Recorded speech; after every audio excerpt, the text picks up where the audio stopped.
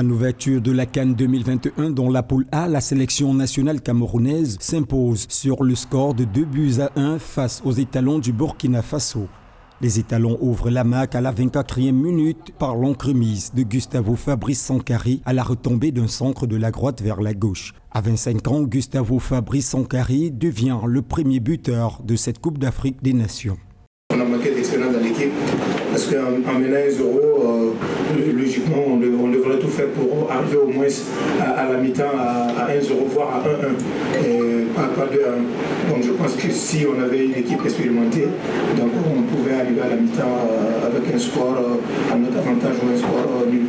Dans la course à l'égalisation, les Lions indomptables font fragiliser les Burkinabés afin de dompter les portiques d'Hervé Kofi. Deux pénaltys à l'arraché par la VAR sont transformés par Aboubacar Vincent en première partie. Une victoire plutôt méritée pour les Lions indomptables.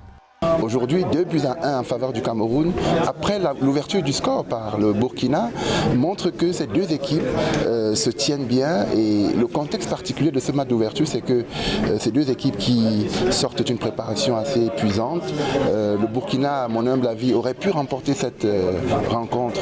Et le Burkina n'est peut-être pas mauvais perdant, mais je crois qu'ils ont perdu leur sérénité à partir d'un certain moment, parce qu'on a vu même pendant la rencontre, après la décision des VAR, certains joueurs continuent de contester. Toujours dans la poule A, le Cap-Vert a dominé la sélection éthiopienne 1-0.